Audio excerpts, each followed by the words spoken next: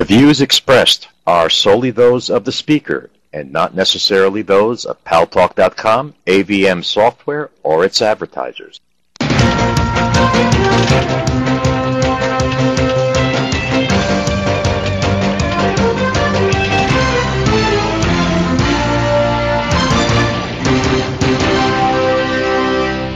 News Talk is online. News Talk Online, a production of Paltalk.com, the largest multimedia interactive program on the internet with more than 4 million unique users on demand on iTunes and on YouTube and on my blog, GaryBaumgarten.com, where you can post your comments, whether you agree with yours truly or not. No retribution.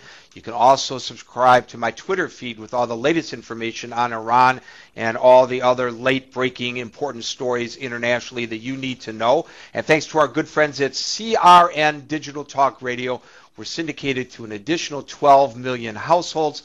I am your host, Gary Baumgarten. I welcome you to the show.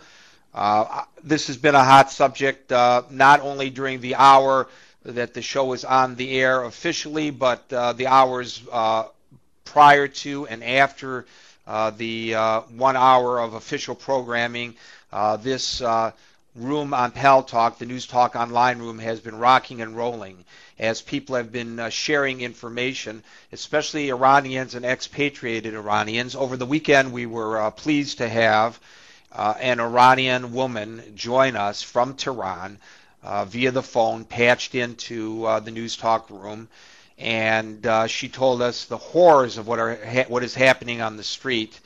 By now, I'm sure you've all have seen the very disturbing video of the 16 or 17-year-old girl who has now become the symbol of the resistance, who was shot before the cameras and died before the cameras, just standing there in the street, shot by a sharpshooter, probably from the roof of a building. That's where the shootings are occurring. As a result of all this intimidation, there are fewer people presumably on the streets of Tehran today than in previous days. There are some tweets that are coming out discussing the possibility of a general strike maybe as early as tomorrow. If you go to my blog, you will see links, or to my Twitter feed, to two first-hand accounts written by people that are there in Iran.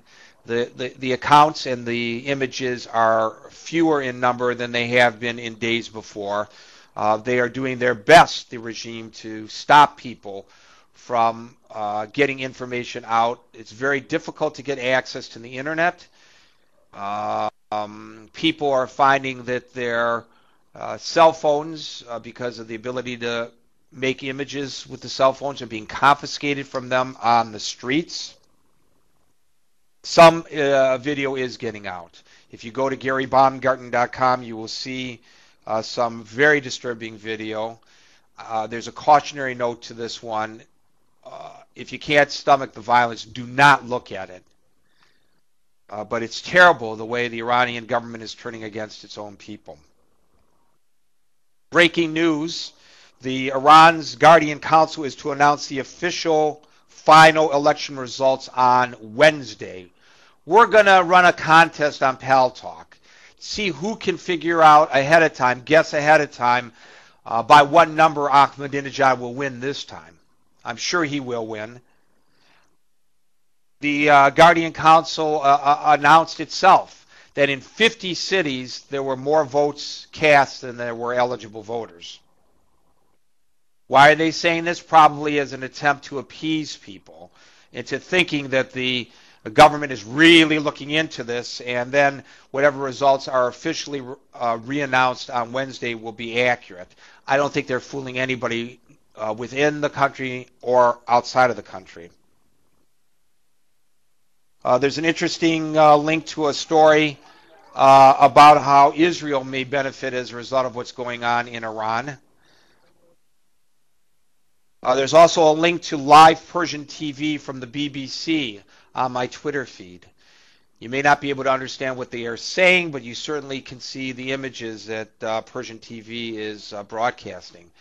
By the way, there are rooms in Farsi that are now open on Paltalk to allow for the Iranians both inside Iran, if they can get on the internet, and outside of Iran to discuss what's going on there today.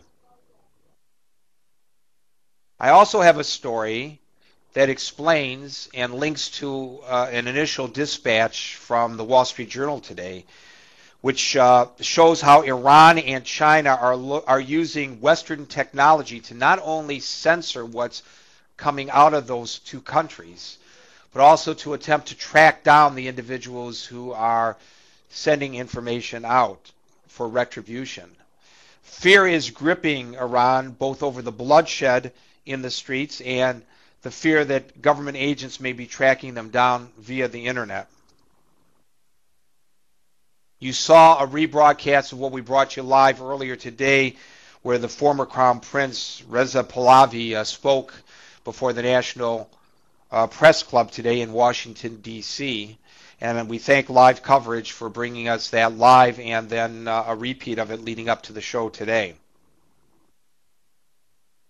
I also have a link to an unnamed professor's diary in Tehran. Obviously, people have to remain anonymous, describing what's going on the streets and on the campuses. You may have seen video that we posted over the weekend, which showed that the militia security forces invaded Tehran University and other universities and smashed up the computer labs.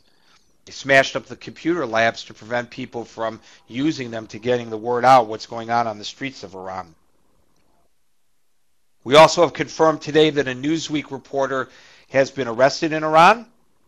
We have information that riot police were attacking hundreds of protesters with tear gas and firing live bullets into the air. We now have confirmation of that in the form of late video, the disturbing video that is on the blog, GaryBaumgarten.com. It seems to me that the people of Iran are at a crossroads right now. There's a site that the government set up that is identifying people from their own pictures that were taken by protesters with circles around the faces of those people. And now those people are very much in danger. I fear that if the protesters are not successful in getting at least reform and possibly regime change in Iran, there will be horrible retribution.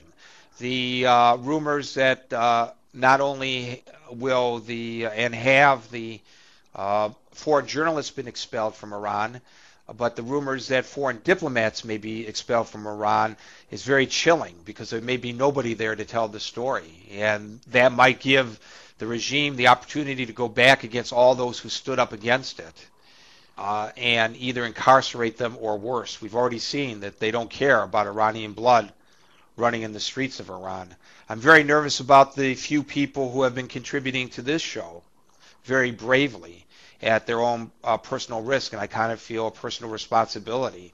One always must make an editorial decision. Is it worth publicizing their words? They've begged me to do so. I've redacted much of what they have presented to us so that hopefully that their identities can be protected, and they are taking steps